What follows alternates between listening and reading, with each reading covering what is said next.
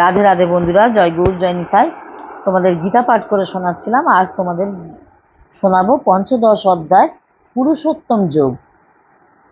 শ্রী ভগবান কহিলেন, উদ্ধর দেশে মূল যার অর্ধ সাকারয়, সংসার অসত্য তরু পরম আশ্রয়।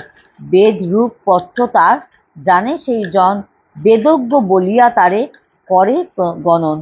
শাখা তার ঊর্ধ্বে কিংবা অর্ধ দিকে ধায়, বিষয় পল্লব যুক্ত রয়েছে তথায়। কর্মবদ্ধরূপে হয় চৌদিকে বিস্তৃত, অধর দিক মত্তে মূল রহে অবস্থিত। সংসারে বৃক্ষের রূপ নাহি জানা যায়, মূল কাঠে বৈরাগ্যের দৃঢ় অস্ত্রঘায়। খোঁজ সেই পদজাতে নাহি আবর্তন, সেই আদি পুরুষের লভিবে শরণ। মোহমান কাম মুক্ত, আসক্তি রহিত, আত্মজ্ঞান নিষ্ঠা যেবা কামনা বর্জিত। সুখ দুঃখ শীত গ্রীষ্ম মুক্ত যিনি হন, ব্রহ্মপদ পায় যেন সেই সাধুজন। সূর্য চন্দ্র অগ্নি যাহা প্রকাশে অক্ষম, সে মোর পরম ধাম যাহা হরে জনম।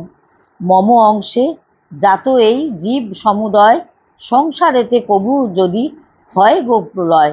জীবাত্মা যে লয় মন ইন্দ্রিয় নিচয়, ভোগের শরীর লয় হয় সে উদয়। পুষ্পগন্ধ বহি যথা চলে সমীরণ, আর পুষ্প প্রতিধায় হেরি আকর্ষণ। সেই রূপ জীবন আত্মা স্থানান্তরে যায় অন্য দেহে, ইন্দ্রিয়াদি লোভী আশ্রয়। নেত্র কর্ণ জিহ্বা স্পর্শ ঘ্রাণ আর মন, লয় পঞ্চ জ্ঞানেন্দ্রিয় জীব সনাতন। রূপ রস স্পর্শ গন্ধ শব্দ মধুময়, উপভোগ করে জীব সমস্ত বিষয়। দেহান্তরে গামী কিংবা সেই দেহাস্থিত, সেই দেহে থাকিয়া সে করে অবস্থিত। দেখিবারে নাহি পায় কভু জীবগণ, জ্ঞানী দেখে জ্ঞাননেত্রে করি উন্মীলন। দেহস্থ আত্মারে দেখে যত্নশীল যোগী, অবিবেকী শাস্ত্র পাঠে নাহি দেখি ভোগী। সূর্য চন্দ্র অগ্নি তেজে বিশ্ব তেজময়, জানিহ সে তেজ কিন্তু আমা ধনঞ্জয়। ধরায় পশিয়া ধরা সই বলে ধরি, রসময় চন্দ্র হয়ে শস্য পুষ্ট করি। অগ্নিরূপে সর্বজীবে করিয়া আশ্রয়, প্রাণ ও আপন বায়ু আমি নিশ্চয়। অন্ন চতুষ্টয় পরিপাক করি আমি,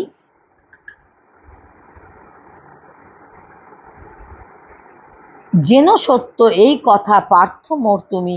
সর্বহৃদি মাঝে আমি হই উপবিষ্ট, আমা হতে জ্ঞান স্মৃতিজ্ঞান হয় যে বিনিষ্ট। সর্ববেদে আমি যেন জ্ঞাতব্য বিষয়, আমি বেদান্ত কর্তা জানিহ নিশ্চয়। দুভাবে পুরুষ যে ক্ষর অক্ষর হয়, সর্বভূত ক্ষয় কিন্তু কূটস্থ তা নয়।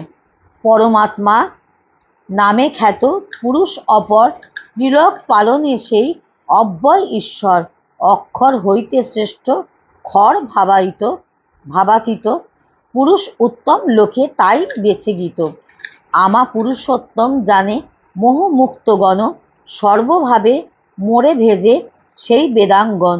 গুহ্যতম শাস্ত্র বলা হলো ধনঞ্জয়, ইহা জানি বুদ্ধিমান কৃতকৃত্য হয়।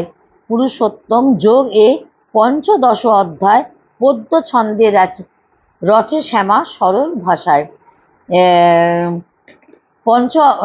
পঞ্চ অধ্যায়টা ছোট ছিল, তাই তোমাদের একবারেই পাঠ করে শুনিয়ে দিলাম। আশা করি তোমাদের সকলের ভালো লাগবে।